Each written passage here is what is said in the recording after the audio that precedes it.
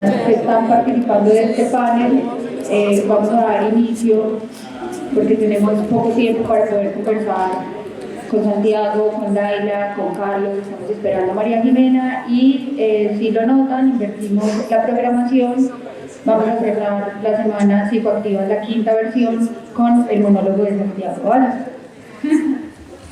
Entonces, pues bueno, primero como agradecer a TSAH por invitarme a moderar este panel. Estoy muy contenta de volver a estar en esta casa, muy feliz de participar en este espacio y de acompañarles nuevamente. Yo soy Alejandra Martínez, bueno, les cuento un poquito más.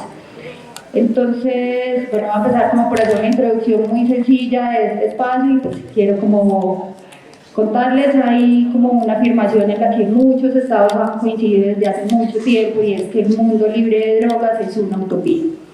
Esta afirmación se reivindicó en 2016, Zungas 2016, la sesión extraordinaria sobre el tema de las drogas de las Naciones Unidas, y es un poco esa afirmación en relación con los medios de comunicación, con las plataformas, con la libertad de expresión, específicamente con la desinformación, con la posición política que tiene Colombia en el abordaje del tema de las drogas y con el contexto actual que tenemos políticamente pues de cara como a las elecciones regionales en octubre.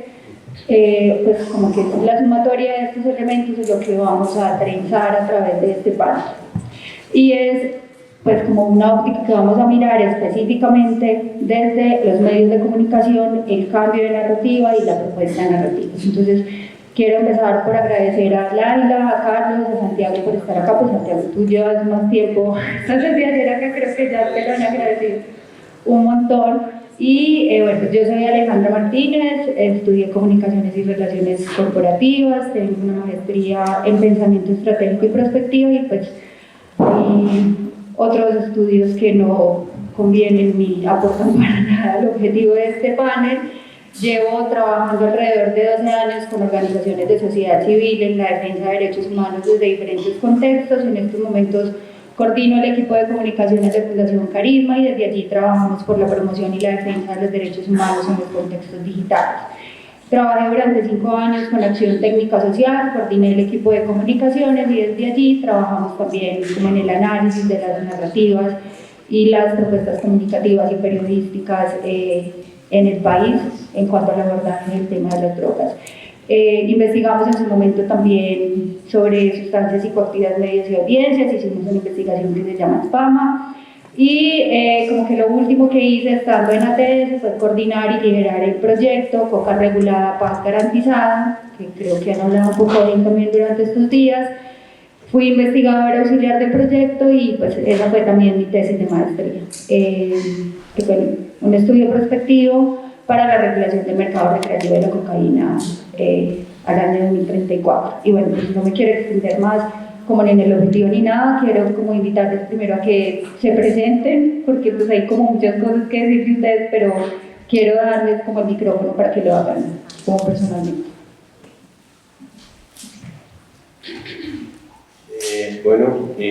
Hola, ¿cómo les va? Yo soy Santiago Rivas, llevo aquí día y medio y yo soy realmente artista plástico, es decir, yo por carrera clasifico dentro del sector de usuarios que vienen atendiendo esta semana psicoactiva, pero me hice con el tiempo y por cuenta de muchas cosas que se combinaron, comunicador y después periodista, y ahora más que todo periodista editorial. Tengo un programa de opinión todos los lunes en la noche y dirijo los contenidos sonoros del Sistema de Comunicación Público Capital. Y pertenezco a un podcast que se hace por fuera de eso, que es Presunto Podcast, que hace crítica de medios. Bueno, buenos días, mi nombre es Laila Bushihab. Suena raro, pero soy colombianísima, bogotanísima. Lo que pasa es que mi padre es palestino y mi mamá es colombiana. Yo tampoco soy periodista como Santiago, pero tengo una carrera un poquito más aburrida que ser artista plástico, y es que soy politóloga. Pero nunca he ejercido, o al menos no directamente. Siempre he sido periodista, me digo periodista, me presento como periodista porque es lo que hago, incluso como desde el segundo semestre de la universidad. Yo hice la carrera y de pronto ahora que empecemos la conversación, eso puede ser interesante en la prensa tradicional, pues en el diario El Tiempo, en el diario más grande, más importante de Colombia. Hice ahí como toda mi escuela muchísimos años y he pasado por muchos otros lugares y ahora soy, y chévere pues también hacer como la cuñita, soy cofundadora y editora general de un medio nativo digital independiente que se llama Vorágine, que ojalá todos y todas hayan por aquí pasado, vorágine.co. Y ya, eso hago ahora y soy profesora de periodismo en la Universidad Externado de Colombia. Buenos días a todos y a todas, gracias por la invitación a este evento. Mi nombre es Carlos Cortés, soy codirector de una organización sin ánimo de lucro que se llama Linterna Verde. Desde Linterna Verde intentamos impulsar la acción de la sociedad civil a partir del análisis, de la observación del debate público digital. Observamos conversaciones en redes sociales, intentamos entender fenómenos como la influencia, los actores, los nichos de conversación y las narrativas. Hemos trabajado, entre otros temas, alrededor de cómo se instalan estas conversaciones en medios de comunicación. Tengo un canal de YouTube que se llama Charlas con Charlie, los invito a que lo sigan. Abrí mi propia tienda hace un tiempo después de que me fui de la silla vacía, donde aún escribo una columna quincenal. Gracias y un gusto participar en este debate. Julián sabe por dónde viene María Elena. Bueno. Listo, entonces les quiero explicar un poco como la dinámica de este panel. Vamos a estar más o menos durante 1 hora y 10 minutos hablando, conversando, y esperamos que al final podamos abrir como las preguntas al público. Listo. Y a Laila, Santiago y Carlos, pues como pedirles un montón, como ser muy precisos y como respetar mucho los tiempos. La idea es que vamos a hacer alrededor de unas 4 preguntas, eso no tiene que ser una cosa inmodificable, pero pues por ahora va a serlo así. La idea es que sí, pues tengamos como ese tiempo y yo voy a estar acá como muy pendiente de eso. Listo. Bueno, entonces quiero empezar por hacerles como una pregunta que creo que puede ayudarnos como a entender el contexto actual en el que estamos y parte como de enunciar que diferentes voces de organizaciones de sociedad civil que trabajan desde la reducción de riesgos y daños en el consumo de sustancias psicoactivas, pues han expresado a través de medios de comunicación, Julián Quintero lo ha hecho reiteradamente en entrevistas, que el fracaso de la guerra contra las drogas ha sido también el fracaso de los medios de comunicación. Y quiero saber qué piensan ustedes de eso y por qué. Pues creo que el asunto con las drogas, la guerra contra las drogas, el uso de sustancias psicoactivas legales e ilegales y todas las formas en que eso se inmiscuye en nuestra vida diaria, pero también en nuestra vida política, ha representado un reto gigantesco para los medios de comunicación en el cual en general fracasamos. Yo estoy de acuerdo porque creo que mucho de lo que supone o supuso la guerra contra las drogas, muchas de las repercusiones que tuvo y las consecuencias directas que eso tuvo, por ejemplo en Estados Unidos, el encarcelamiento masivo de personas afroamericanas, el encarcelamiento masivo de inmigrantes latinoamericanos, el encarcelamiento masivo de minorías racializadas en general, la repercusión contra las mujeres, pues obviamente iba a, o debería haber supuesto que el periodismo se hiciera preguntas, y creo que el fracaso en general se desprende de una traición a lo que para mí es el oficio en abstracto, el oficio más básico del periodista, que es hacerse preguntas.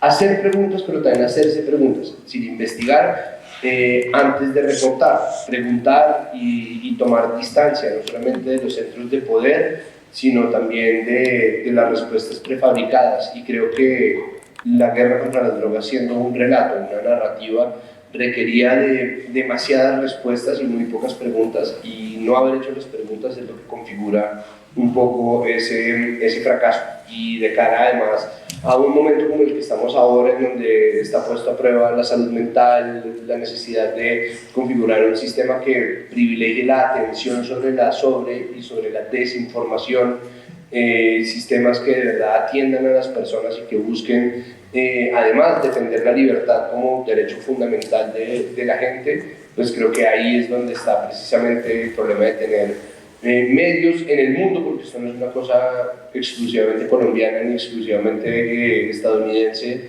medios que están ahí simplemente para repetir un relato que viene desde el poder sin haberlo pasado por el filtro de al menos una duda o al menos una crítica, y creo que pues ahí las consecuencias son obviamente las que terminan pegándose, y eso requiere también pues, de tener un periodismo que sepa tomar distancia, ver las cosas en perspectiva y de nuevo mantener siempre la pregunta como una herramienta a la mano.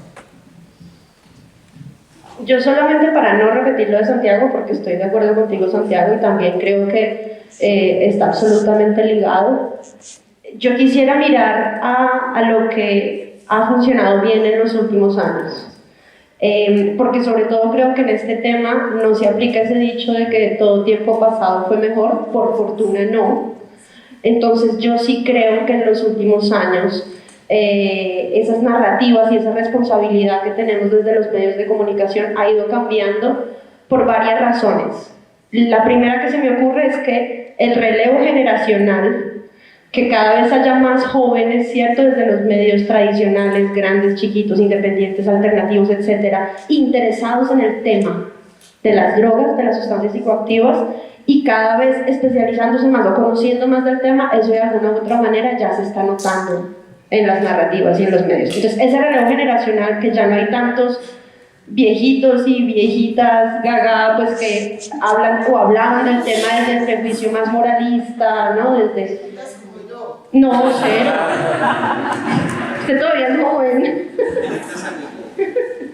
Pero yo sí creo que ese relevo generacional es fundamental. Y lo otro que me parece importante es que yo creo que ha influido en ese tiempo mejor que tal vez hoy estamos viviendo, es la entrada de las redes sociales. El papel que juegan las redes sociales ha sido muy importante. Obviamente ahí también hay riesgos y pues lo hablaremos ahora cuando entremos en lo de la desinformación, pero yo creo que eso también ha hecho que se abra el campo y que sobre todo, que me parece muy importante, lleguen más voces.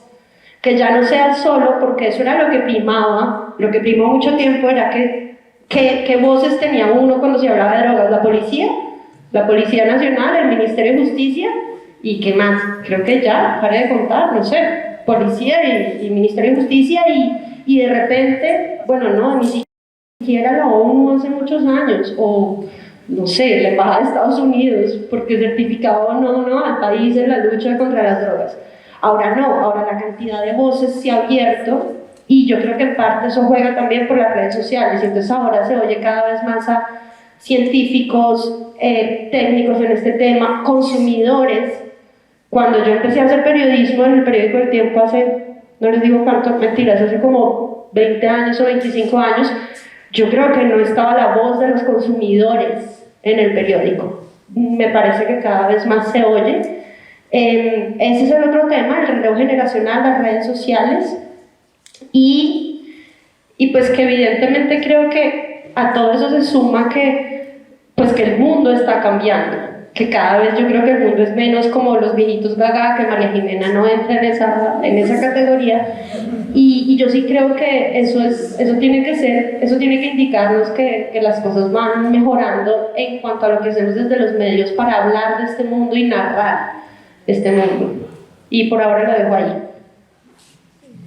Bueno, sin un ánimo, digamos, exculpatorio o justificativo del rol de los medios, diría simplemente que hay que ubicar el papel que han cumplido en este debate general de las drogas, y le metería de una vez la guerra contra las drogas, pues el resultado también de una configuración social, política, económica que influyó y determinó lo que también iban a hacer los medios en un momento, y la manera como se aproximaron inicialmente a cubrir algo pues que estaba revestido de un tabú y que además servía para movilizar agendas políticas muy particulares. Dicho eso, plantearía un par de puntos adicionales, y es que la narrativa de las drogas, o de, si ya lo podemos ampliar y entenderlo de una manera distinta, ha estado muy asociada para los medios a la estética de lo visual, de lo que resulta llamativo, de lo que es amarillista, de lo que atrae la atención de la gente. Y aquí recojo una cosa que de hecho decía una invitada tuya, María Jimena, en el podcast, que es Mariama Wills, cuando hablaba del lugar de la guerrilla en los relatos periodísticos, ¿no? Que se deja llevar por los frentes, por los comandantes, no para decir que es que estaba bien, sino que la guerra contra las drogas y el periodismo han tenido esa alianza que les ha permitido generar impactos, generar titulares, fotografías, audios, y eso hace que, de hecho, hoy en día que estamos enfrentando problemas de sustancias muy distintos, que no está asociado al narcotraficante, ¿sí? Al laboratorio, a la selva que está retratada desde una película en Estados Unidos en color sepia, hace que los medios igual se pierdan, pues recogiendo más unos elementos que estaban planteando ya Laila y Santiago. Y diría, para cerrar y dejarlo planteado simplemente, pues que las drogas han estado siempre asociadas también a unos valores que permiten desarrollar narrativas que son muy rentables, que son bastante fáciles de explotar para movilizar opinión pública, ¿no? El miedo, lo desconocido, lo inseguro, y lo vimos pues muy claramente en el último debate del acto legislativo en el Congreso, donde con un truco de mago callejero absolutamente obvio y absolutamente sencillo, que es poner a un actor a que se pare vestido de indigente y tenga un letrero diciendo esta fue mi puerta de entrada, la gente se activa con cosas que de nuevo son muy fáciles de conectar y que en contextos de incertidumbre y angustia hacen que la gente se vaya hacia lo que conoce, hacia lo que le genera menos temor o hacia lo que le parece riesgoso sin que necesariamente tenga como algún conocimiento de lo que implica el debate, que pues sabemos y varios de ustedes mejor que yo que no se relacionaba de ninguna manera con eso. Lo dejo ahí y pues te doy la bienvenida, María Jimena. Yo te digo aquí el micrófono. Bueno, aquí, qué pena por la llegada tarde.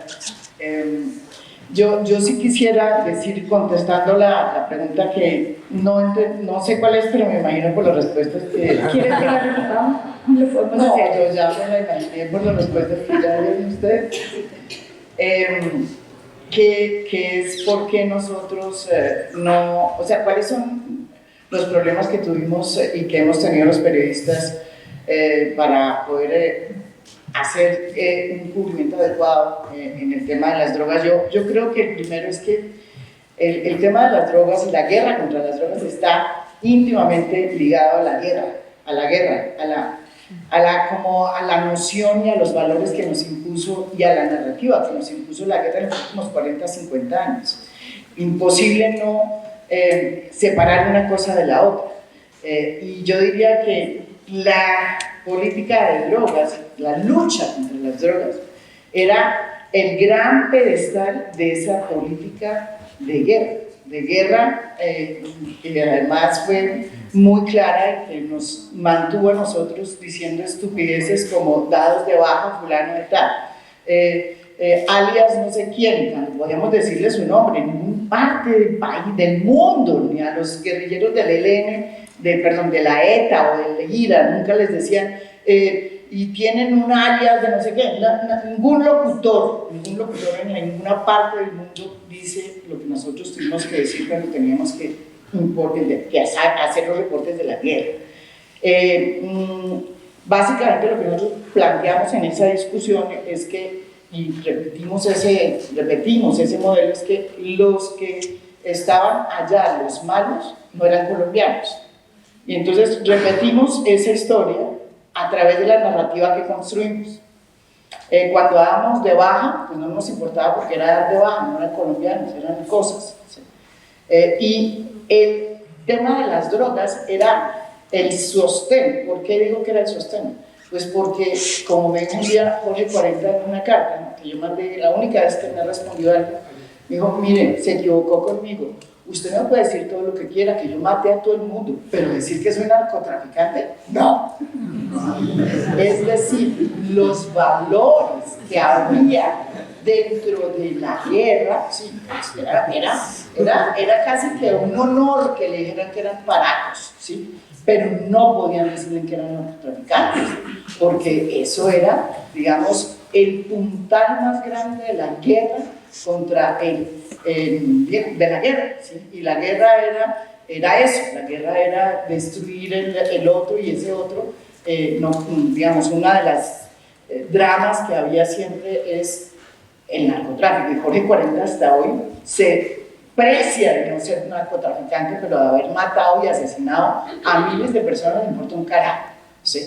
Entonces, ese es un valor que yo creo que nos queda todavía y hay que destruirlo. Y la imposibilidad que hemos tenido nosotros es que va más adelante, y eso creo yo que es parte de la discusión, van más adelante los cambios políticos. Los cambios políticos, hay muchos cambios políticos nuevos, yo estoy de acuerdo contigo, hay muchísimas cosas nuevas que están sucediendo. Nosotros estamos lentos en la destrucción de esas narrativas, en la construcción de las nuevas.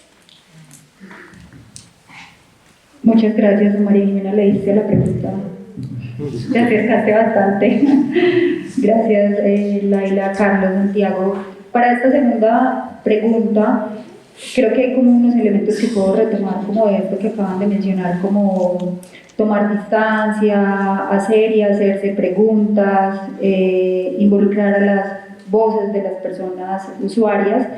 Y lo retomo para preguntarles cuáles creen ustedes que es el rol que tienen los medios de comunicación y las nuevas narrativas en este debate actual sobre el cambio de paradigma por el uso y consumo de sustancias psicoactivas en medio de dos cosas principales, ¿cierto? Una, pues que ya también la hemos mencionado, que es la arremetida de los discursos de derecha, que sigue tratando al fenómeno de las drogas desde el prohibicionismo, la marginalización, con el ejemplo que Carlos puso ahora de la actora que llevan al Congreso, en medio de un debate súper importante para la regulación del mercado del cannabis de uso adulto. Y pues seguimos parados desde el prohibicionismo y la estigmatización, ¿cierto?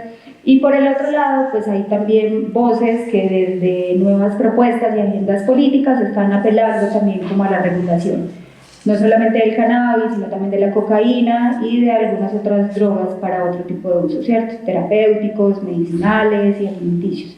Y es específicamente en el centro de esa discusión y de ese tira y afloje que quiero preguntarles qué creen ustedes deben hacer y cuál es el rol de sus nuevas narrativas y de los medios de comunicación. Ok, me toca empezar así de sopetón.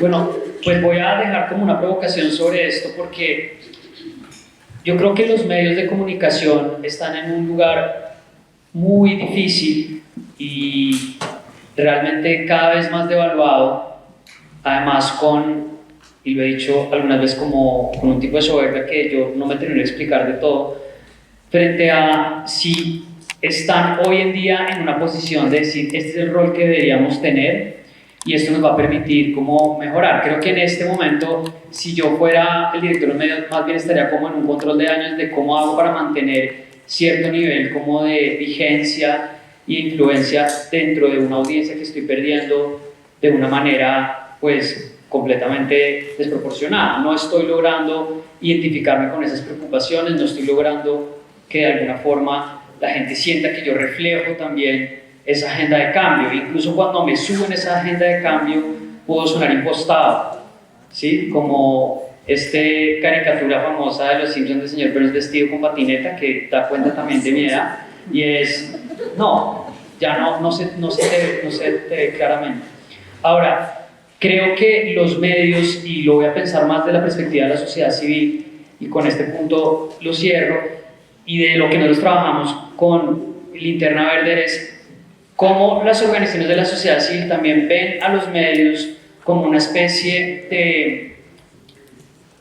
de actor que les sirve para evaluar dónde está su lugar en la discusión, porque es que los medios están reflejando también este pensamiento más conservador, esta defensa del statu quo en cierto sentido, y en esa medida la sociedad civil y las organizaciones no se pueden parar, y esto es una cosa que yo críticamente les planteo a muchos de los grupos, en un lugar poco a veces soberbio también de pensar que es que no han entendido, es que no tienen razón, es que no conocen los hechos. Hay un tema con el fetichismo de los hechos que se vuelve muy complicado en esta discusión. Es que si yo te explicara bien, tú me entenderías. Es que no has podido realmente procesar la evidencia, no solo porque denota un problema en la posición que uno tiene, sino porque tampoco sirve para convencer a nadie. Entonces creo que si uno se para y ve cómo están reaccionando los medios y si uno entiende de alguna forma cómo, por ejemplo, le dan tanta prelación a esta cobertura que se dio en ese último debate, qué tanto uno le indica de hay ciertas cosas que nosotros tenemos que lograr activar. Y vuelvo a ese ejemplo porque me parece muy interesante como si uno ponía en un polo la declaración que se hizo famosa de Susana Boreal en una de las sesiones, que termina caricaturizando, no digo que ella no tenga de ninguna manera el derecho y la independencia y la libertad de decir lo que digo cuando se para ahí a decir yo fumo marihuana todos los días, maravilloso, lo respeto muchísimo, pero el problema también es cómo es esa postal que queda ahí en la mesa directiva del Congreso, se va a conectar después con el actor disfrazado de indigente con el aviso de esta es la puerta de entrada. Entonces, le doy la vuelta simplemente a la pregunta para decir, los medios tienen un rol, uno puede acá decir cuál debería ser, pero yo más bien diría cómo buscamos la manera de observar lo que ellos están haciendo, lo que le están prestando atención, a lo que le están dando importancia, lo que están explotando también para atacar o para desconocer la causa, y cómo a partir de eso nos paramos de nuevo sin pensar que es que tenemos razón y no han entendido, uno, y dos, sin pensar que es que nosotros tenemos la evidencia y la evidencia nos va a liberar, porque lamentablemente la evidencia y los hechos no nos van a liberar en este caso. Bueno, yo me voy a atrever a hablar de un rol de los medios con todo y lo que lo entiendo. A mí me gusta pensar, y esto va mucho más allá del tema de las drogas, yo creo que en general, lo que pasa es que el problema es eso, es caer en la arrogancia, pero yo creo que los medios tienen un rol fundamental de formación de audiencias, de educación de audiencias, nuevas audiencias. Ahí creo que tenemos un papel muy importante. Por supuesto que no pararnos desde ese gurubito de superioridad moral, porque además lo hemos hecho bastante mal durante mucho tiempo con muchos temas, pero sí creo que jugamos un papel fundamental en ese sentido. Y el otro rol fundamental que creo que juegan los medios es el de abrir más la conversación y un poco crear no sé cómo decirlo, pero crear un clima en la opinión pública que permita que luego cuando, por ejemplo, se instalen los temas en el Congreso, en la agenda legislativa, o voy a hacer el paralelo con el caso de la lucha que se ha dado en Colombia por el derecho al aborto, que terminó con una sentencia histórica en febrero de 2022 de la Corte Constitucional, porque el Congreso se ha hecho el loco para legislar ese tema. Y la Corte termina emitiendo una sentencia que convierte a Colombia en uno de los países más vanguardistas, más progresistas del mundo, incluso más que Francia, que Estados Unidos, el más de América Latina. Parte de ese triunfo en la Corte Constitucional se debió a lo que pasó en los medios de comunicación, que cada vez hablan más de aborto desde otra mirada, desde otra perspectiva. Parte de ese clima de opinión que se generó tiene que ver con el papel que jugaron los medios de comunicación en eso y con la estrategia de comunicaciones que se llevó a cabo pues desde Causa Justa, desde el movimiento feminista. Yo quiero creer que los medios en este tema de las drogas también tienen un papel fundamental en eso, como en abrir más la conversación y permitir y crear como ese clima para que ahora que vuelva al Congreso el proyecto para regular el cannabis, cada vez más los medios empiecen a publicar más, ojalá más reportajes, más crónicas, más informes sobre el tema desde otros ángulos, desde otras perspectivas, y eso ambiente un poco el debate dentro de la opinión pública para que cuando se estén dando esas conversaciones en el Congreso, pues la cosa también un poco hasta que incida un poquito en los congresistas, ¿no? Yo quisiera pensar hasta románticamente en ese sentido. Creo que ahí hay dos roles fundamentales.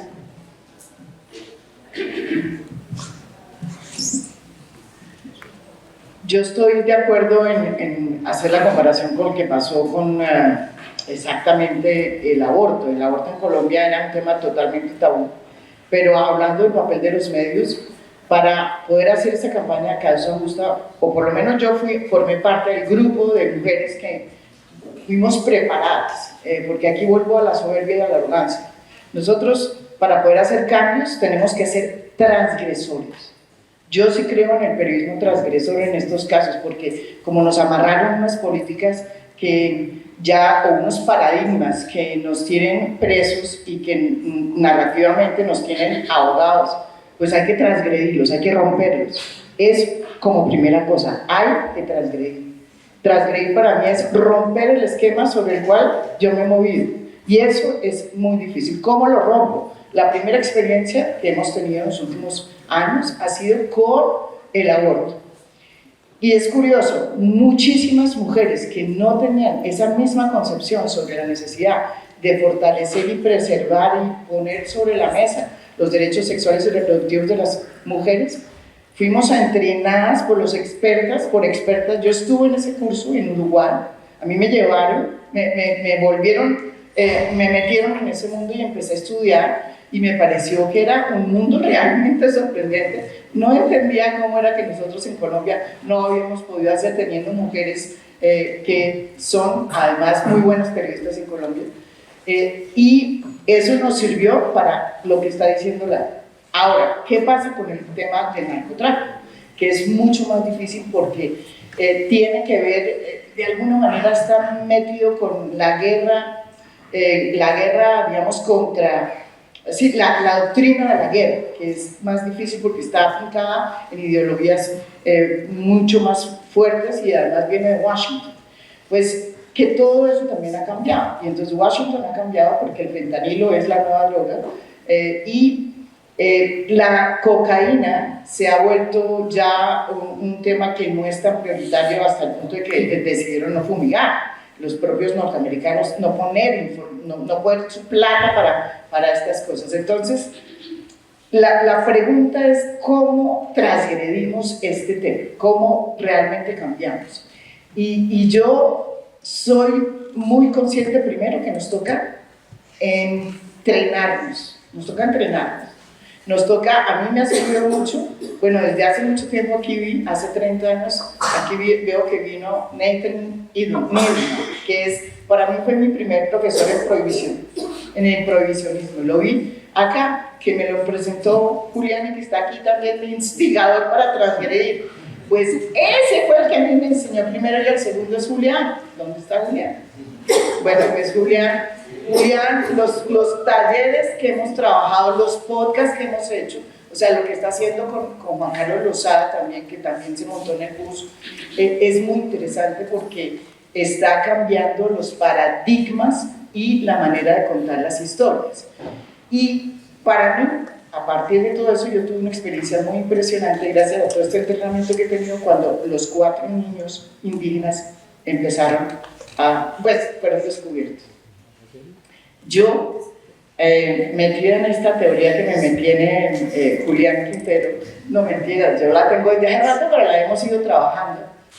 Entendí que había que construir las historias de lo que pasó a través de los indígenas y de su acervo cultural, y me puse a descubrir que ellos realmente habían utilizado todas las sustancias psicotrópicas, o sea, desde el yagé, el ambil, el mambe, todo, ¿sí? Para poder montar una agencia, que yo la llamé así, una agencia de inteligencia espiritual, desde la selva. No, es que fue impresionante, desde la pura selva, ¿sí? Al lado de las Special Forces colombianas, que quedaron así, mambeando, metiendo mambil, yuca no sé qué, la yuca esa, la yuca dulce, ¿cómo se llama esa vaina? La yuca brava, que es la que tiene veneno ese, la yuca brava que sirve pues para el juguito ese que sirve para tranquilizar después de todo lo que se mete. No, en serio, yo los vi allá haciendo, es más, yo los filmé haciendo eso, ¿sí me entienden? Y fue tan impresionante, hice 3 podcasts, solo con las versiones, solo con ellos explicando cómo era que a través de su acervo cultural, del mambe, del ambil, del tabaco, del yagé, cómo fue que el yagé lo trajeron las fuerzas especiales, ¿sí? Porque no lo tenían ahí, entonces lo trajeron de la cuadra, cómo lo trajeron las fuerzas especiales, cómo se metieron ese yagé y cómo después de hacer esa ceremonia del yagé, es que el mayor rubio, que es el tipo más impresionante, un chino no, ese sí es viejito, entonces tiene como 80 años, bien viejito, el mayor rubio, una cosa así chiquita, ¿sí? Fue el que condujo esta operación de 40 hombres, ¿sí? En su mayoría de Special Forces, porque eran 25 mayores, abuelos, ¿sí? No había mamos, perdón, mayores, todos mayores. ¿Y cómo fue que cuando terminaron la ceremonia del yagé, ese señor mayor rubio se levantó y dijo, mañana encontramos a estos niños. Él se montó en una lancha, se fue y él mismo llegó y los encontró. Y él fue el que hizo toda la ceremonia cuando los encontró para quitarles todo lo que tenían de malo, porque se los iban a comer no sé quiénes y no sé cuántos, todos los duendes de que ellos tienen. Pero a través de eso descubrimos la cosmogonía y cómo esa cosmogonía no era solamente una manera de vivir para ellos, sino una manera de preservar la selva y de preservar la vida. A mí eso me impactó. Y fueron 4 episodios, y estos son los episodios más oídos del podcast, y no hablo, la gente, nadie le entiende al mayor rubio, nadie de ellos habla español casi, a mí me importó un carajo, y no me importa, yo voy a traducirle lo más posible, y fue realmente para mí todo un aprendizaje. Sí se puede, sí podemos abrir historias distintas, ¿sí? Y esa es una manera que yo aprendí para hacer una narrativa distinta.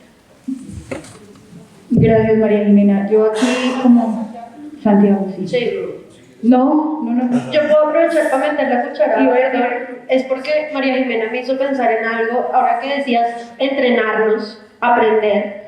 Es que en este tema de las drogas creo que no pasa. Es decir, existen periodistas especializados en muchos temas. Hay periodistas deportivos que uno sabe que esos son los expertos. Son horribles. Bueno, es otra verdad. Pero a lo que voy es que estaría bueno que en este tema, ahora que a un entrenamiento, pero ahora que tú hablabas de entrenarse, es que es fundamental que en los medios los periodistas aprendan y estudien de este tema. Eso es clave. Y el problema es que la mayoría de los periodistas que cubren o que hacen notas del día, de la incautación, no sé qué, no tienen idea, ni siquiera saben cuándo empezó la guerra contra las drogas, por qué empezó la guerra contra las drogas. Entonces yo sí creo que en ese tema, ahora que dicen los entrenadores, estarían buenos unos cursos para periodistas de todas las edades, de venga, una formación básica, sí, sería fundamental, y que tú seas, y que los periodistas se conviertan en especialistas en ese tema de las sustancias psicoactivas, y seguro van a empezar a cubrirlo mejor. Aquí están diciendo que sí, que Julián, que si organizas unos cursos para periodistas, por favor.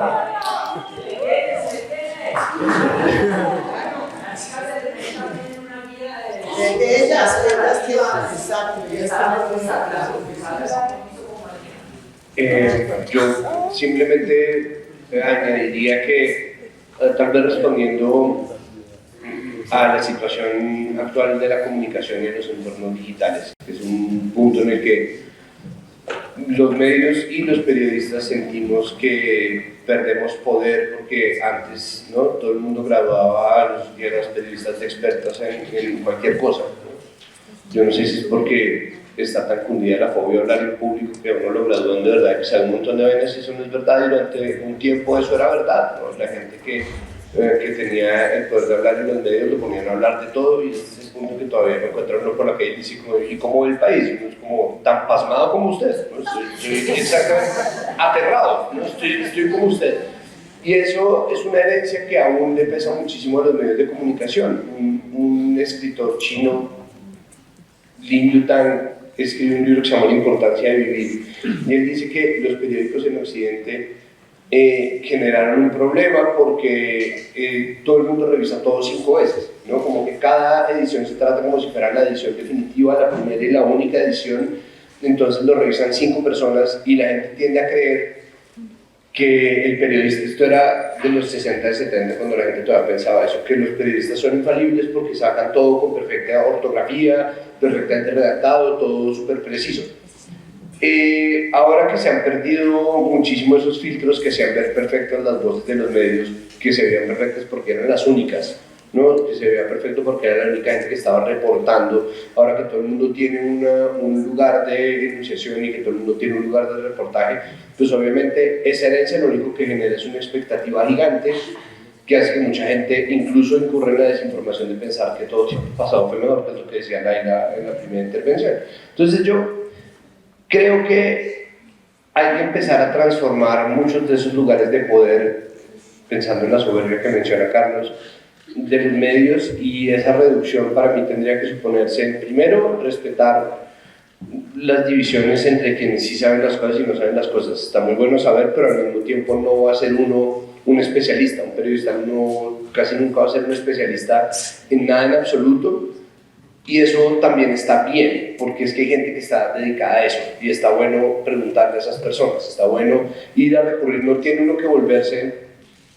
O sea, si uno quiere hacer una nota para su programa sobre los monjes budistas del Tíbet, no tiene que volverse un monje budista. No es como, bueno, me voy a hacer una nota, nos vemos en 10 años.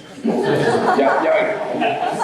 Sí, solamente para llegar en 10 años habiendo decidido guardar silencio por siempre, que a veces sería lo aconsejable.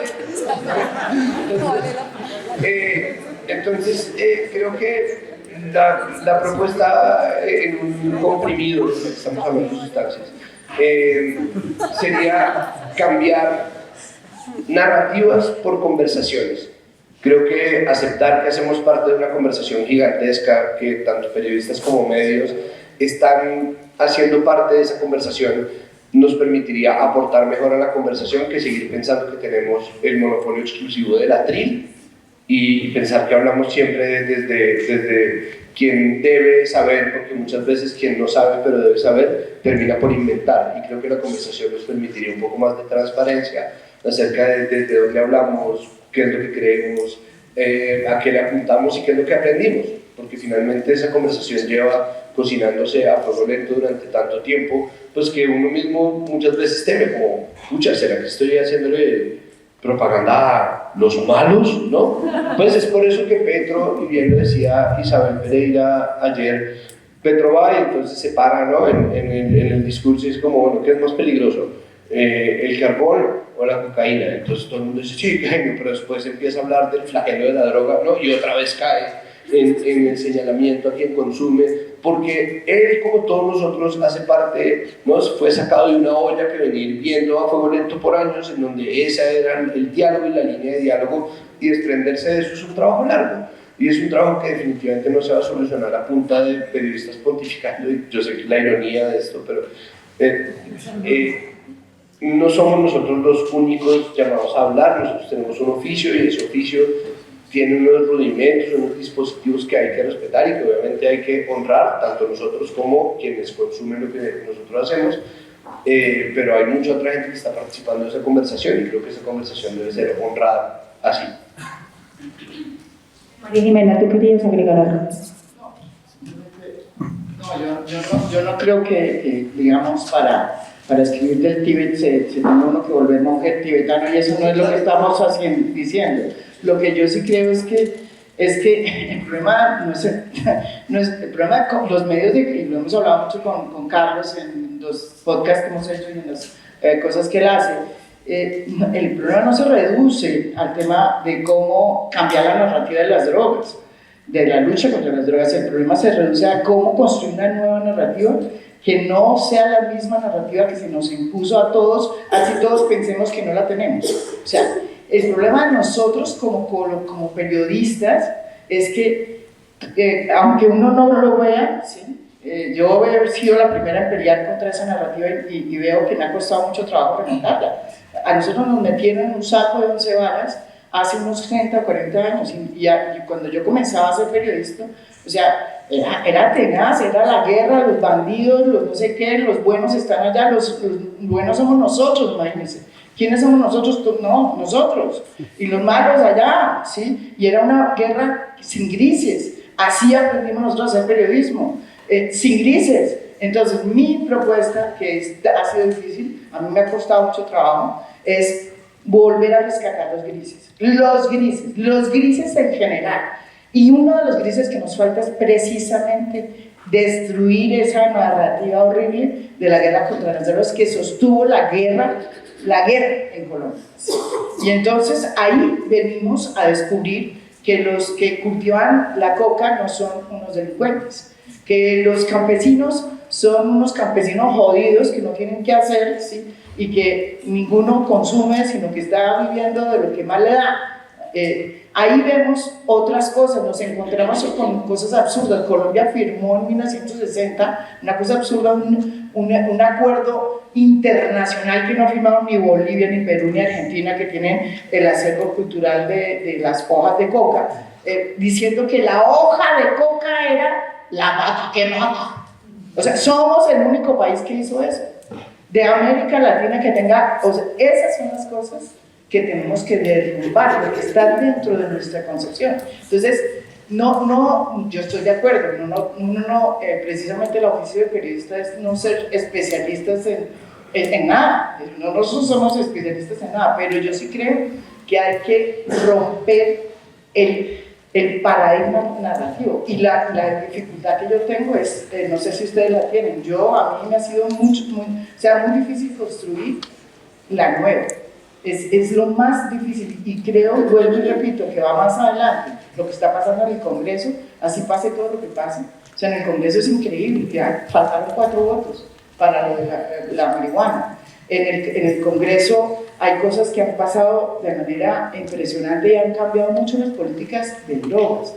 Van a presentar en 2 meses, en un mes, la nueva política de drogas.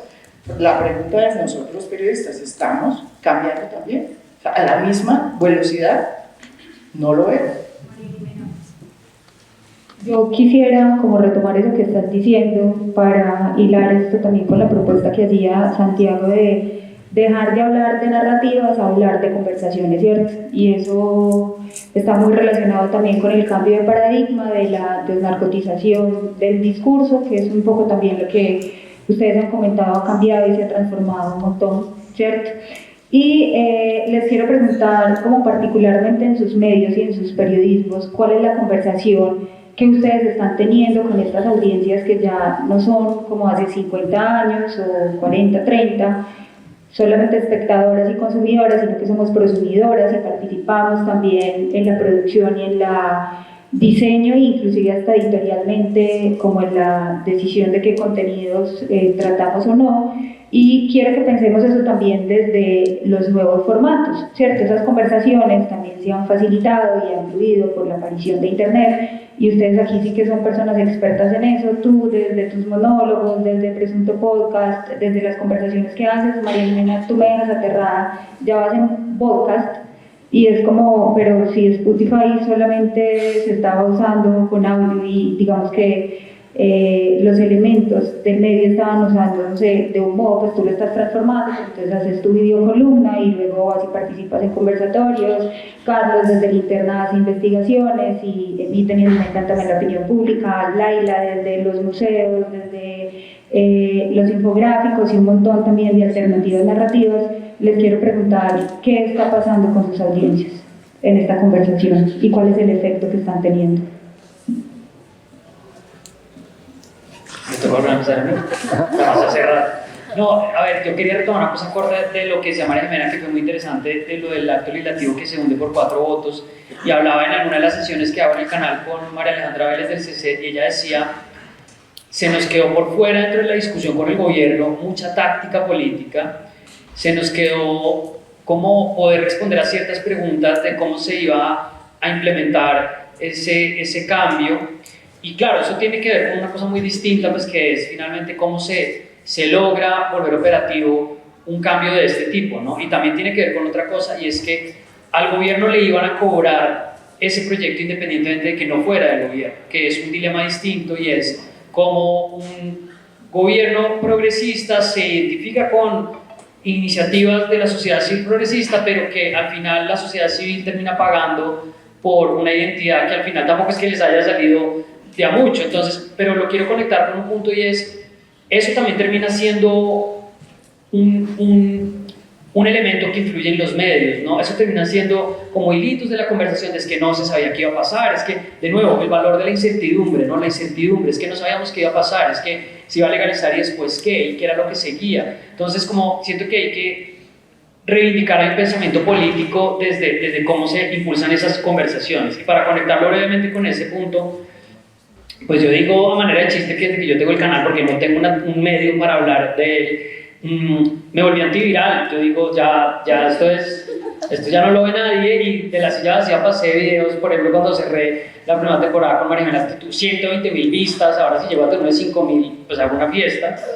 Y y eso me quitó mucha presión en un sentido, y es que dije, sobre todo que no me siento capaz en este momento de estar compitiendo por lo que llaman los expertos en comunicación, en cazando márgenes, los márgenes de la atención, ¿dónde está como ese punto en el que puedes captar una pupila, ¿no? Entonces, el ejemplo para mí más claro es en TikTok, que a uno ya le cocinan en la cara, que le salpica, como el agua que a mí se me regó un agua entrando, como que salpica el agua ahí, salpica el limón, y a uno si es pescado lo cocinan al lado del río encima de una piedra, si es carne la ponen ahí en el asador, porque estamos cazando márgenes de atención, y eso hace que en el camino por tratar de hacer una narrativa atractiva, un mensaje que funciona, estamos como metiéndonos en ese mismo vértigo de por favor entiende esto ya en el primer segundo. Entonces, si hay algo que se podría intentar, pero pues no sé si eso vaya a funcionar, pero siento que también hay algo pendular en la manera como funciona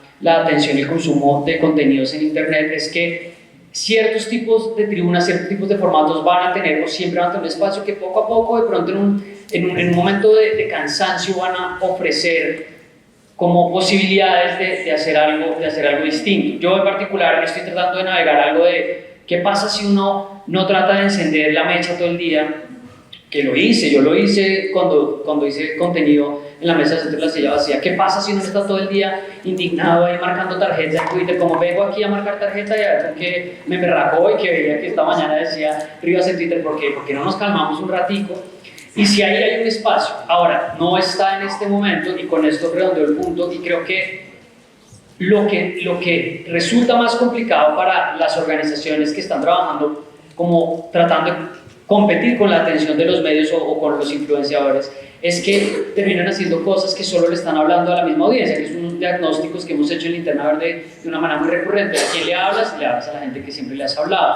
Entonces, en términos de los formatos, ¿qué diría yo? Claro, la cebolla y el pescado ahí en el ojo y que salpique y que genere atención y que genere tráfico, lo necesitas sobre todo si eso depende de tu causa y si eso depende de que lo monetices, pero ten mucho cuidado si eso al final solamente le va a terminar diciendo algo atractivo a la gente que está de alguna manera convencida. Yo me he salido de todas las preguntas como en la parte de los medios, porque es que al final yo siento que los mismos medios no van a poder funcionar en esta dinámica si no tienen voz. Ya casi nadie consume realmente periodismo que no le transmita algún tipo de interpretación, ¿no? Que eso es un problema para la objetividad, para el registro, ¿no? Pero la gente siempre estás como, yo quiero que tú me digas qué piensas, yo quiero que tú me informes, pero me des una idea, y ahí es donde pienso que está un poco la dificultad. Me hiciste pensar en algo y ya respondo a tu pregunta, Alejandra, y es que, de hecho, tal vez es ahora en el área de opinión, en las columnas, incluso en algunos editoriales, por ejemplo, el diario El Espectador, no del Tiempo, donde se ven buenos análisis y buena información sobre este tema de las drogas, no en la noticia, no en la información pura y dura, y eso no debería ser así.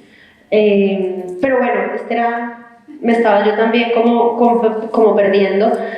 Digamos, en Vorágine tenemos una ventaja, y es que la mayor parte de nuestra audiencia es joven entre los, pónganle, 18 a 24 años, y esa audiencia es crítica, es la audiencia progresista, o sea, ahí también nosotros lo que corremos es el riesgo es como de mordernos la cola de creer que como esta audiencia que nos sigue es la audiencia que piensa lo mismo que nosotros, ¿verdad? Como de no ampliar ahí la mirada.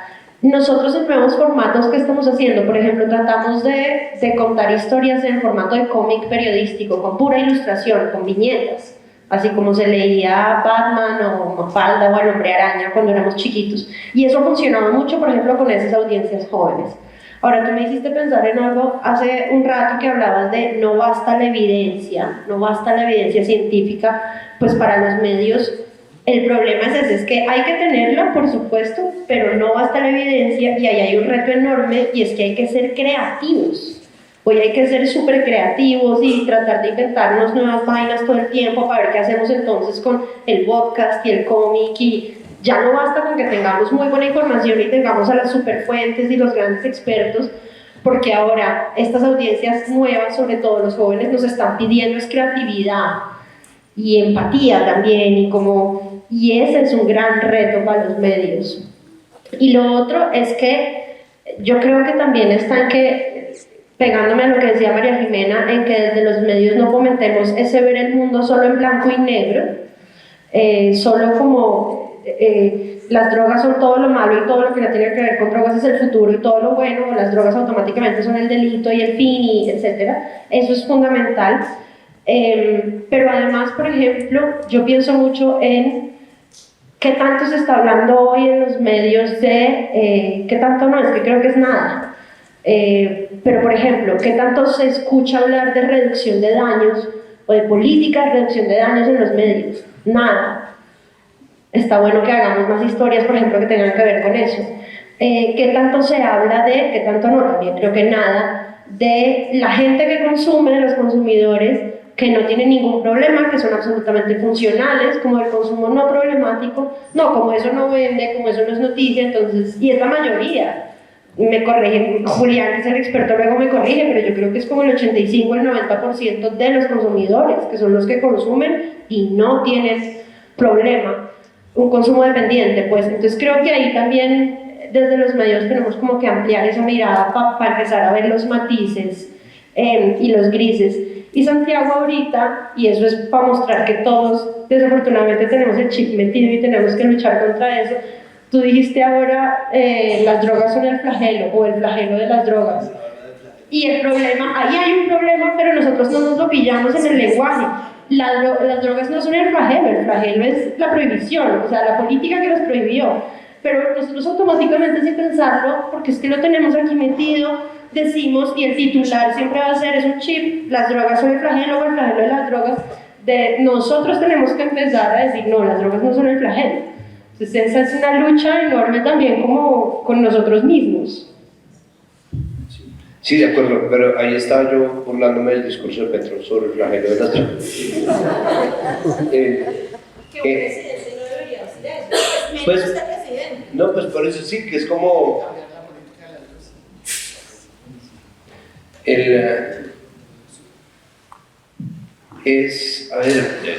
el asunto con las audiencias es que Capital, un poco pasa lo mismo con Cortés, es como, ¿no? Cuando estamos en consejo de redacción de Capital es como, bueno, si estamos todos acá, ¿quién está viendo Canal Capital?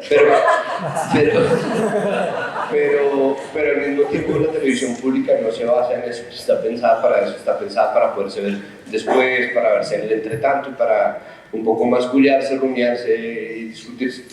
En cuanto a la conversación, pues yo trato de tenerla, pero al mismo tiempo la conversación en los canales existentes es muy difícil. Entonces yo lo que trato de hacer es plantear buenas conversaciones para consumo de la gente, es decir, poder llevar gente interesante que sepa, en cuya honestidad yo confíe y además que sea verdaderamente versada en los temas que se supone que vamos a tratar y hacer las preguntas que mejor provecho saquen de esa conversación, porque la conversación en torno al contenido que uno presenta pues es una locura, ¿no? Los comentarios en YouTube, las respuestas en Twitter, desde las favorables, ¿no? Que es como ¡sí! ¡Tú eres presidente! Hasta las desfavorables, que es, ¿no? Como ¿por qué no lo queman ya? Entonces, en medio de esa crispación, pues la idea es tratar de hacer un ejercicio que se remita a un asunto de transparencia. Como yo lo que he tratado de hacer es detectar ciertas cosas de las que creo que podemos hablar, por ejemplo, para diseñar los podcasts que ponemos en la parrilla de Capital Sonoro, y pensar los temas según estén en la actualidad, pero pensarse muy bien sobre todo el enfoque desde el cual se van a hacer, que es un poco lo mismo de la calma. Yo ahí estoy de acuerdo con Carlos, como parar 2 segundos y pensar como ¿cuánto tiempo tiene realmente esta noticia? ¿Qué tanta información tenemos? Y de nuevo, ¿qué papel cumplimos? Porque hay periodistas noticiosos que están ahí reportando lo que va pasando, y ahí es importante que haya una conversación seria sobre el enfoque, sobre las palabras que se utilizan, las palabras que se escogen, lo que decía María Jimena, los dados de baja, ¿no? El prelado, el galeno, el preciado líquido, ¿no? Como ese tipo de cosas que es hablar uno como un militar, básicamente. Pues lo que hacen es obviamente turbiar la conversación, y eso está en el día a día de las noticias. Nosotros nos la pasamos hablando, por ejemplo, en Presuntos sobre las mesas de radio de la mañana, pero no hemos logrado ponerle atención y no hemos logrado que la gente le ponga atención, por ejemplo, a las noticias de las emisoras musicales populares. porque las conversaciones tienen que empezar a darse sobre asuntos estructurales y nosotros somos un país tan clasista y tan racista que no estamos dispuestos ni siquiera a reconocer que la mayoría de la gente está oyendo son esas noticias plagadas de amarillismo, en donde se permite que se dé la información sobre el paradigma falso y sobre las narrativas erróneas de la maldad, el flagelo, lo que está moralmente mal pegado de lo que es legalmente aceptado. Entonces, si eres un borracho no importa, si eres un borracho disfuncional, digo yo, pero si tú has más o menos mirado una hoja de marihuana, entonces no, el pecado, emisoras que están moldeando la opinión mucho más de lo que las mesas de personas súper especialistas y súper eruditas, y eso es una conversación que tenemos pendiente, ¿no? Porque es una conversación, porque nadie le puede imponer, ni desde la altura moral del periodismo súper bueno y ético, independiente, integral de 7 granos, se le puede poner a esos, porque eso sería replicar precisamente ese clasismo, pero es una conversación que tiene que pasar, porque es que con la música y el merengue y la salsa y los chistes y los imitadores van metiendo unas bombas durísimas, y de ahí es donde está realmente la conversación, porque finalmente como sociedad somos tan rápidos como el más lento de nosotros, y esa es la parte de la conversación a la que tocaría ponerle mucha más atención, porque eso también es un replicador de la desigualdad. También hay clasismo y también existe una pirámide muy desigual en la manera en que nosotros consumimos información, ¿no? Entonces sepan que ustedes también aquí hacen parte de las élites informadas, ¿no? Precisamente al tanto, y eso de nuevo no hay que llevarlo desde la imposición. Yo por eso insisto tanto en la conversación, porque la conversación tiene sus propias dinámicas. Cuando uno busca en medio, o sea, cuando uno está haciendo contenido, cuando uno tiene una plataforma unidireccional, entonces uno se para y pontifica, ¿no? Como uno es el que sabe, como uno es el que averiguó, y como uno es el que le pregunta a los expertos, como tengo aquí al experto al lado, entonces como ya, ¿no? Dense por informados, de nada, ¿no? Y mientras que la gente en Twitter le está aumentando la madre 10 veces por cualquier cosa que haya dicho, una palabra bien o mal escogida, porque lo que uno dijo se presta para la interpretación, o simplemente porque lo odian a uno, ¿no? Y eso también hace parte del diálogo, y eso también hay que aceptarlo como parte de la conversación. Entonces, esa zona de descontrol también importa en la medida en que tendríamos que propiciar más la atención que la urgencia. Pero se supone que los medios de comunicación, se supone que el periodismo son oficios, son empresas que viven para la urgencia. Entonces, claro, yo entiendo, cuando empiezan a estallar las bombas y la gente empieza a morir por cuenta del narcoterrorismo, pues es muy difícil que haya un periodista que diga, pero bueno, ¿por qué no hacemos esto un marco teórico? O sea, yo entiendo que eso no pase, pero al mismo tiempo sí deberíamos empezar a aprender 30 años después cómo se puede trocar eso por un diálogo mucho más honesto y mucho más transparente de los lugares que nosotros habitamos. Pero eso también tendría que apuntar a que toda la gente reciba esa información, no solamente la poca gente que tiene tiempo para perder en Twitter, no solamente la gente que siente que merece un espacio entre quienes están informados. Y eso pues es un reto, yo para eso no tengo respuesta, o sea, yo no sé cómo sería buscar audiencias simplemente con la intención de dejar ciertos puntos dichos que tal vez la gente tome o no, pero que tendrían que estar ahí a disposición, y no una comunicación popular que por popular se ha despreciado y se ha dejado un poco avinagrar en la sombra.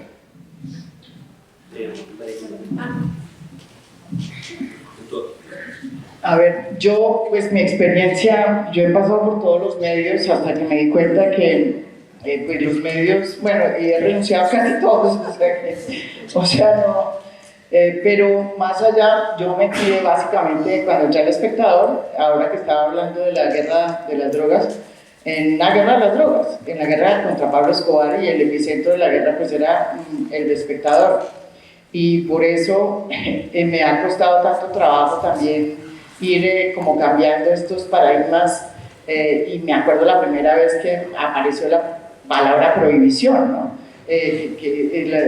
Toda esta teoría que es desde hace mucho tiempo y que estábamos refondando con Nathan aquí, que la vivimos hace 30 años en unas especies de series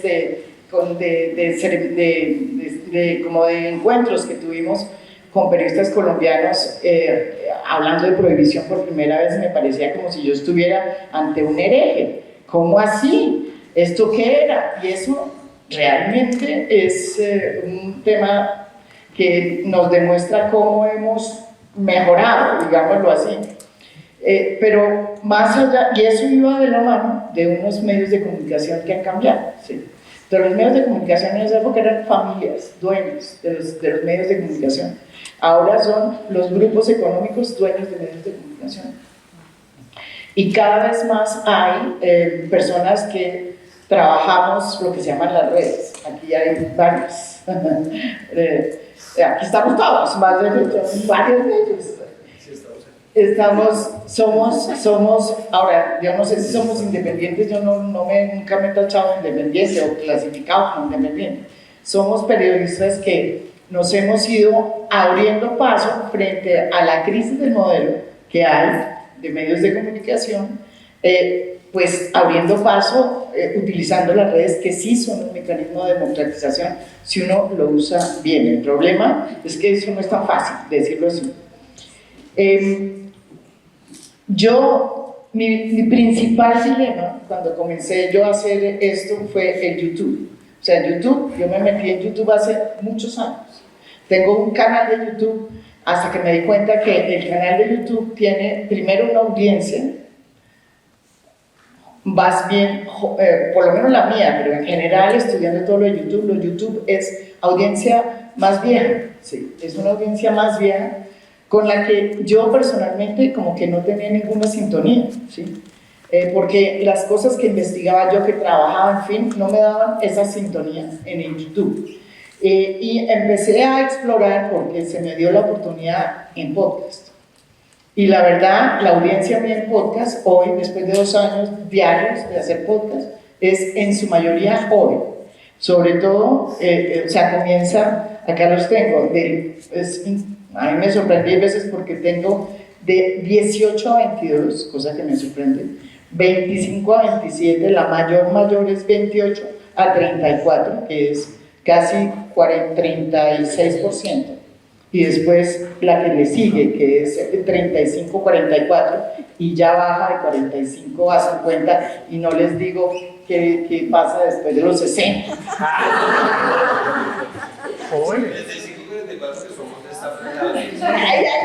Y yo soy de los 60. Yo tengo 60. Entonces, yo tengo 60 años. No de los 60, pero en 1960, además, nací en 1960. Pero a lo que voy yo es que lo que a mí me ha enseñado el podcast es que es la manera de recobrar esos grises. No pelear con las audiencias como pasa en YouTube, ¿sí? Yo entiendo ese drama de poner cosas y que las audiencias digan, ay, esto no me gusta porque yo quiero que me digan lo que a mí me dicen. Ocurre también en podcast, pero mucho menos. Y uno como que va apostándole. Y yo, de hecho, trato de meter cosas que a mí me gustan en la cultura, hacer cosas de cultura que a mí me gustan.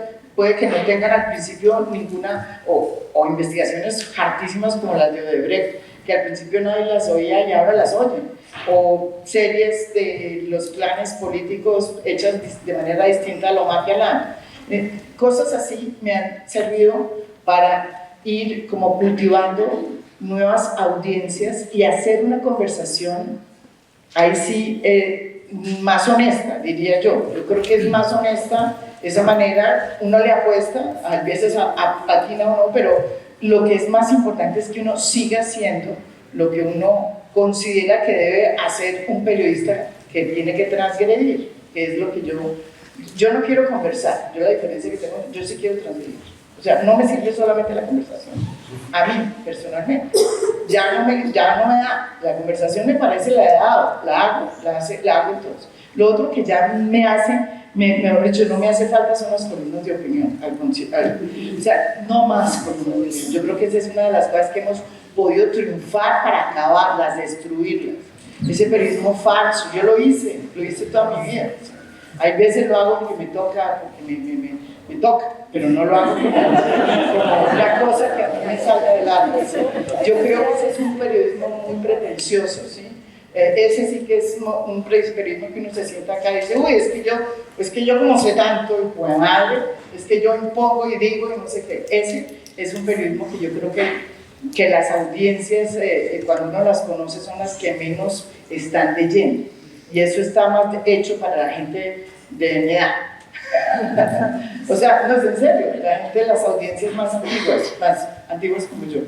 Pero yo no las leo, yo no leo columnas, yo no leo columnas, yo misma no leo columnas, y yo soy columnista, o fui columnista, o como se llama.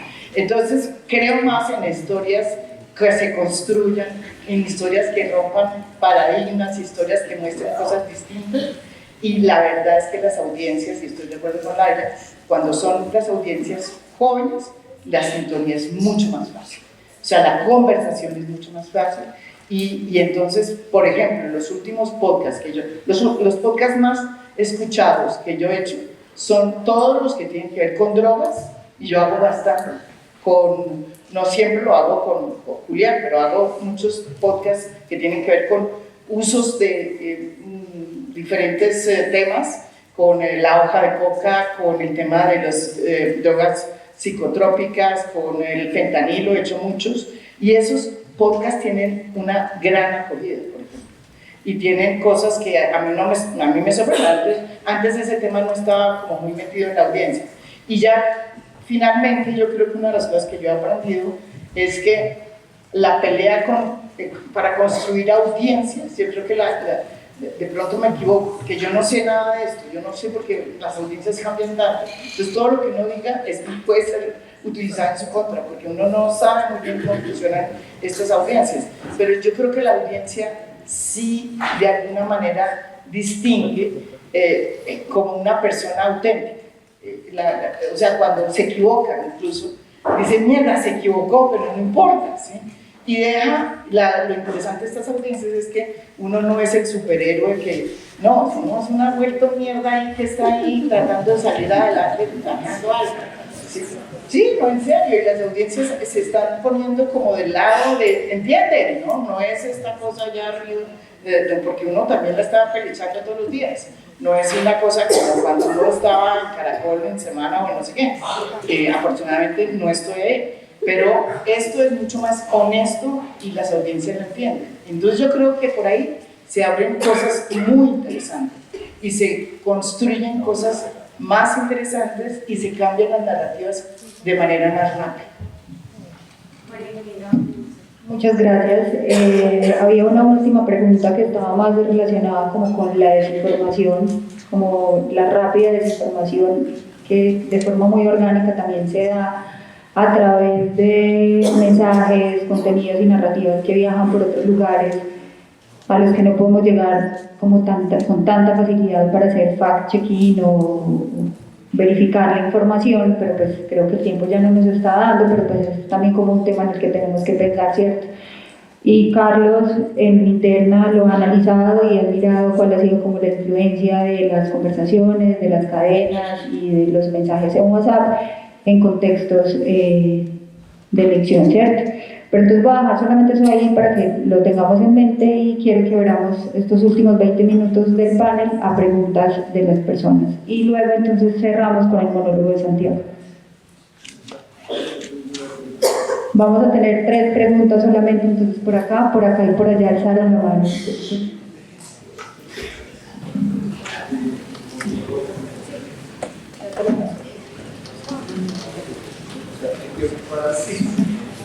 Tres preguntas o un comentario.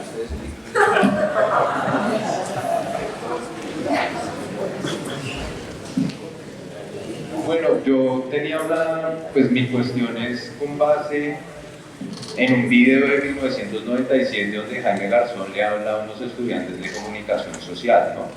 Y entonces él le propone toda esta cuestión de que no existe la objetividad, de quiénes son los periodistas, y a eso es a lo que voy, o sea, cuál es el enlace de, por ejemplo, la academia y el periodismo, porque, pues, digamos, la mayoría de periodistas en este país no son periodistas, o son politólogos, o son artistas, o son otras disciplinas que han llegado por algún interés o por alguna impulso a este asunto del periodismo. Entonces a lo que yo voy es como siento una desconexión con eso, como que sí, los comunicadores sociales son como el producto de las grandes maquinarias, ¿no? Entonces hacer todo el curso, entregar un medio grande, no sé qué, y como hay que crecer, pero siempre cuesta esa transgresión, o siempre cuesta decir como, oiga, yo sí estoy haciendo las cosas bien, pues no haciendo las cosas bien, sino hacerse esas preguntas como, ¿cuál es el rol del informador, digamos, y de la metodología en eso, tanto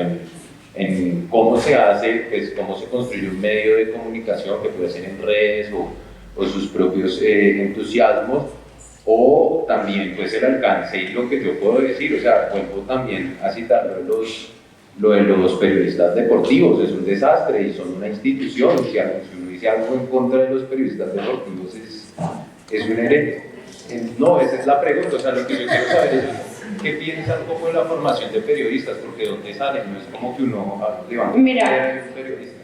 Yo te voy a responder, me voy a tomar la palabra, como periodista y como profesora de periodismo, porque yo enseño en la Facultad de Comunicación y Periodismo del Externado y lo hice en la Facultad de Periodismo del Rosario. Yo creo que eso de que es evidente y creo que cada vez más todos lo entendemos. Por supuesto que no existe la objetividad y lo tenemos claro, o sea, creo que ya por ahí pasamos hace rato. Y los que todavía digan que es que la objetividad es pues a veces ya como siléncialo, pues no lo sigas. Creo que ahí no está el problema. Yo creo, contrario a lo que tú dices, que los que se están formando en las facultades de comunicación social y periodismo, no de las otras áreas y de las otras disciplinas, sí cada vez más, en parte por esto de las nuevas generaciones, yo sí creo que cada vez son más críticos, cuestionadores y que entienden esto. Ahora, ¿sabes cuál es el problema? Tú que hablabas del enlace con la academia, que lo que falta desde las decanaturas, desde quienes dirigen los programas de comunicación y periodismo es, por ejemplo, hacer muchos más eventos en la academia, qué sé yo, llevar una especie de esta semana psicoactiva a la Universidad Externada, a la Universidad Nacional, a la Universidad de los Andes. Y creo que ahí, en ese nexo ahí, se podrían generar cosas interesantes, pero los pelados que se están formando en las facultades de comunicación y periodismo, o al menos como en lo que yo veo, sí están trabajando el tema, sí están interesados en el tema, y creo que hay muchos profesores en muchas materias que están como abriendo ahí la conversación. De pronto falta más que lo que te digo, desde las decanaturas digan, bueno, venga, inventémonos una semana académica de tal cosa, invitamos a Échele Cabeza, invitamos al Ministerio de Justicia, invitamos a la ONU y nos inventamos algo. Pero yo sí creo que está ocurriendo. No veo un panorama como tan dramático y como tan negro como el que tú estás pintando. Yo quería decir una cosa. Yo fundé una cosa que se llama, bueno, primero yo no estudié periodismo. Yo soy politóloga, Carlos es abogado, politólogo. A ver, bueno, esa era la pregunta que iba a hacer. Y yo fundé una cosa que se llama el Centro de Estudios de Periodismo en la Universidad de los Andes, CEPER, y ahí estuve 7 años. ¿Sobre cuál base la hice? Sobre una frase que me dijo a mí García Márquez, y que tenía toda la razón. Para poder hacer buen periodismo, lo primero que hay que hacer es acabar con todas las facultades de comunicación. Digo, no.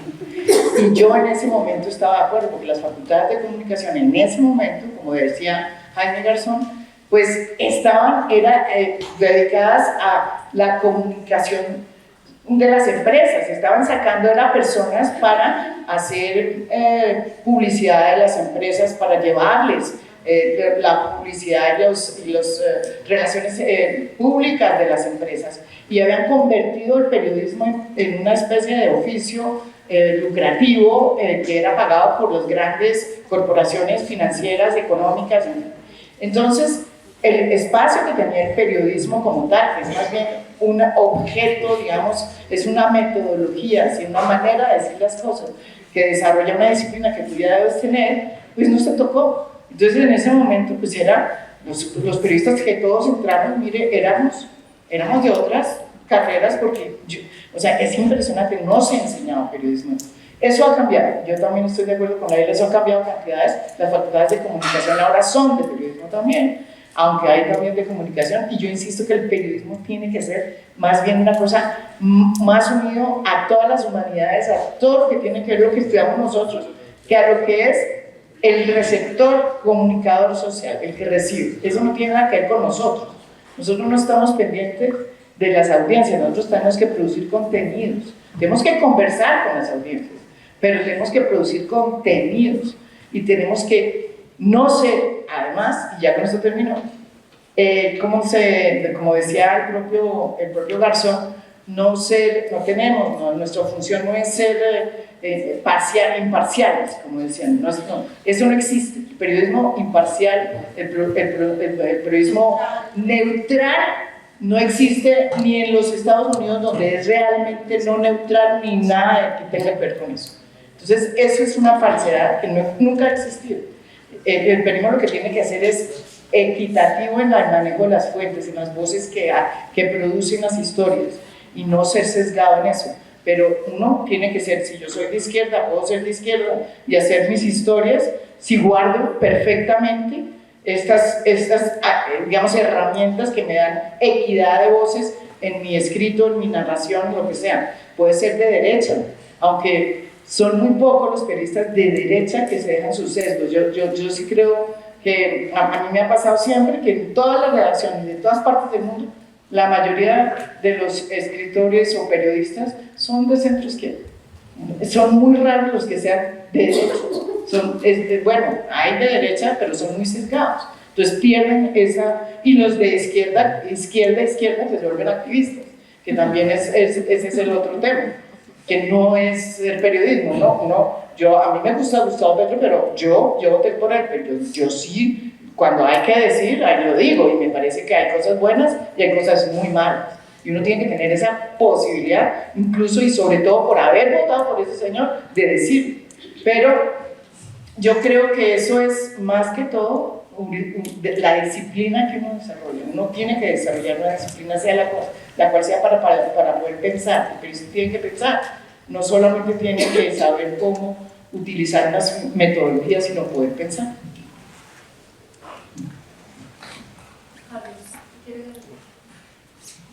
No, digamos que para el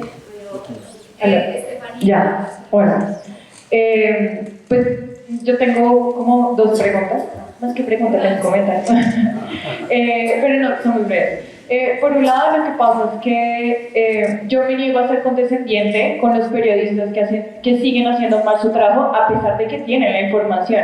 Yo no creo que, digamos, por ejemplo, échele cabeza, sí, digamos, como que nuestra responsabilidad es formar públicos, pero pues ya llega un momento donde les das la información, donde tienen las fuentes, donde nos han entrevistado 500.000 veces para preguntar 600 veces las mismas preguntas y siguen cometiendo los mismos errores. Y yo me niego, digamos, un poco a ser condescendiente con esos periodistas que hacen mal su trabajo, que son mediocres, y con los medios que siguen reproduciendo esas mismas dinámicas.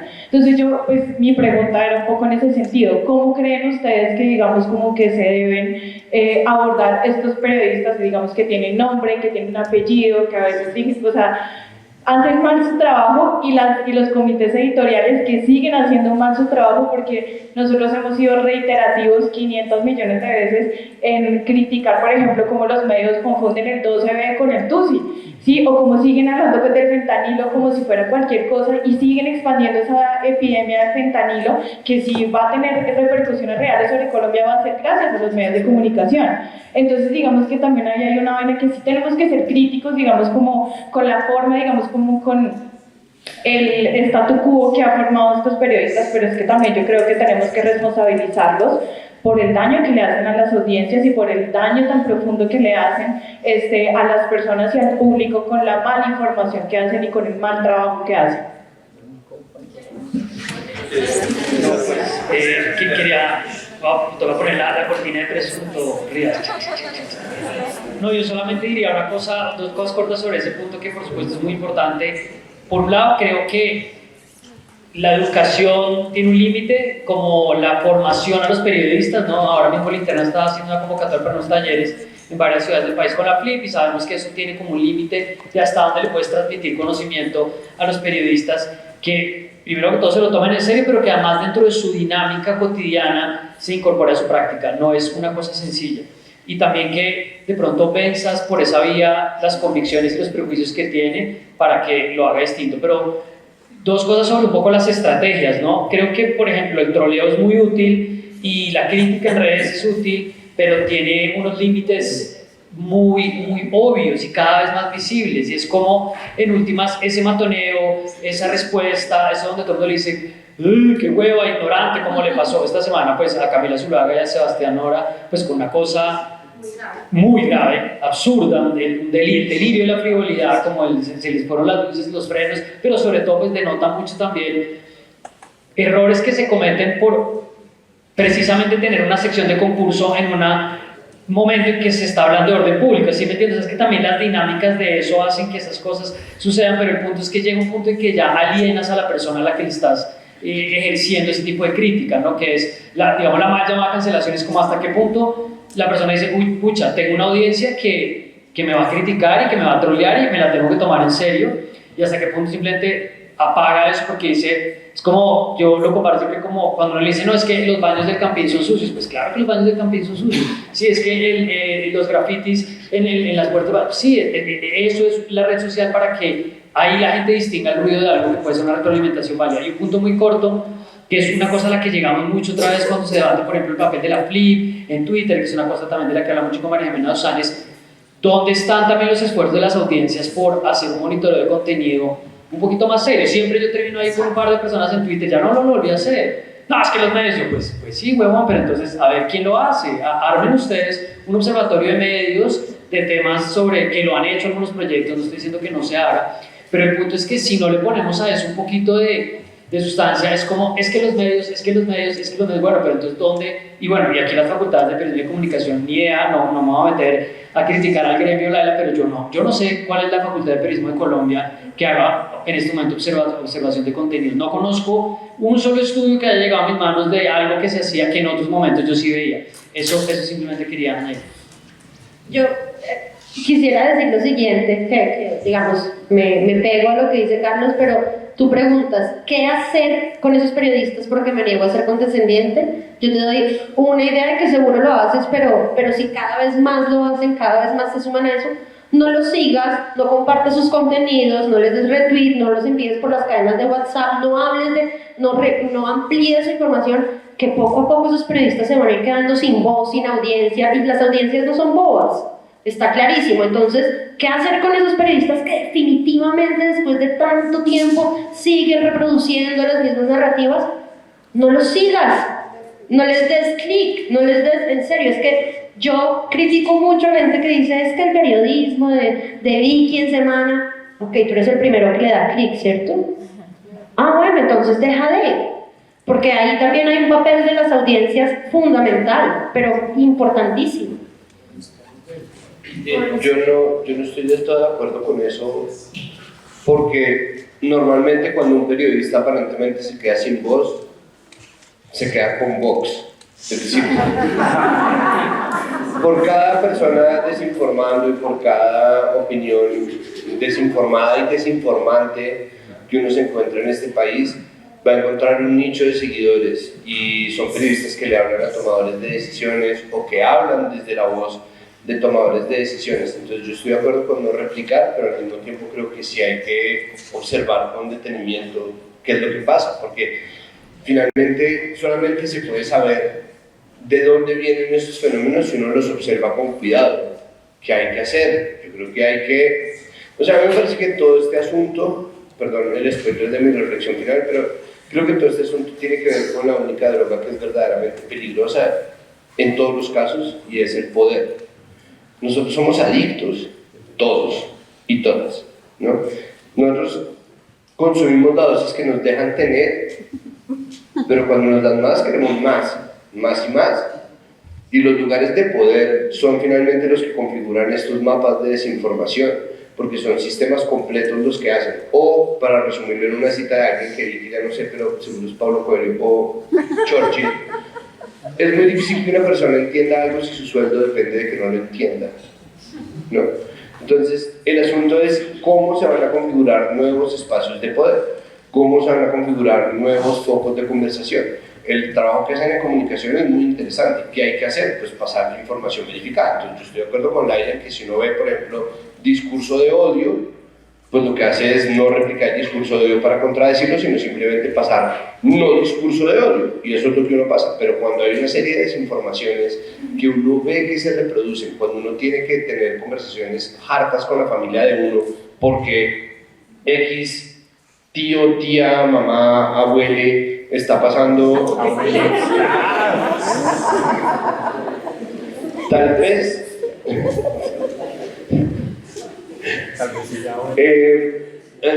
yo sé que el tío es un parentesco muy desacreditado, pero igual. Entonces, es decir, si alguien en la familia no está reproduciendo esa desinformación, uno tiene que hablar de eso. O sea, uno no puede simplemente como, ¿no? Voy a ignorar, ¿no? Esta desinformación, no hay que hablarlo, ¿no? Hay que hablarlo. Hay que hablarlo como pasó en la pandemia, y creo que la pandemia es el mejor ejemplo de eso, porque en la pandemia incluso la información verificada empezó a desinformar. Y la única forma de generar, por favor, perdónenme este retrodecano tautología, pero la única forma de hacer esas cosas de forma cuidadosa es generando espacios de cuidado. Entonces creo que de nuevo tenemos que empezar a atender de este momento de sobreinformación y por supuesto de mucha desinformación a un momento en el cual nosotros generamos espacios de verdadera atención, y eso pues por supuesto empieza por casa, y hay que ponerle mucho cuidado a si los periodistas o las periodistas están poniéndole atención a lo que hacen, si las narrativas que enarbolan, si las conversaciones que abordan o si los mensajes que mandan están poniendo cuidado al respeto básico de los derechos humanos, empezando por la libertad y la vida y la salud de las personas, o si se trata de conversaciones que están poniendo el poder, los espacios de poder y las narrativas del poder por encima de los derechos de las personas. Y creo que ahí es donde se termina resumiendo todo. Pero en términos de generación de contenidos, se van a demorar mucho más transformando la visión de una persona que haga contenidos desinformantes que haciendo sus propios contenidos y buscando generar sí focos de información verificada. ¿Qué hizo El Espectador en alianza con Mutante durante la pandemia? Generó unos grupos de WhatsApp en donde la gente se inscribía, alcanzaron muchísima expansión y estaban pasando constantemente información verificada para que no le estuvieran a uno metiendo cañazos con respecto a vacunas, síntomas, sintomatología, requisitos, necesidades que estaba generando un momento que era muy urgente en términos de información. Entonces, hay maneras de hacerlo y creo que lo mejor es generar de nuevo estrategias creativas para acentuar focos de atención en contradicción con eso. Entonces, claro, si hay un punto en el que uno no tiene por qué ser replicante de alguien que desinforme, pero uno sí tiene que ser un observante de. Y si eso les da clics y les da una estadística en Comscore, ¿qué importa? Santiago, monólogo o más preguntas. Se nos acabó el tiempo, tenemos 15 minutos. Yo les quiero dar las gracias a todos, a todas, a ustedes, esta vez la audiencia que nos acompañó. Quería hacer una pregunta que yo creo que ya tiene respuesta, y es: ¿quieren 15 minutos más de preguntas o quieren monólogo ya? ¿Qué hacer? Monólogo, Santiago, por favor, sigue, continúa. Ya empezó. Hice el spoiler del monólogo, o sea, ya no tienen que verlo, ¿sabes? Ya lo empezó. Nada, Santiago, yo por ahí te escuché en un presunto que hablabas alguna vez como en respuesta que le estaban dando a Miguel Letras por alguna publicación que hizo en Twitter, que tenías muchas ganas y que tenían en mente hace mucho rato de hacer un programa sobre drogas, sustancias psicoactivas, pero que todavía no lo han hecho, y pues bueno, aquí tienes todo tu espacio para que en estos 15 minutos aproveches. Muchas gracias, María Jimena, Laila, Carlos y Santiago. Gracias. Muchas gracias.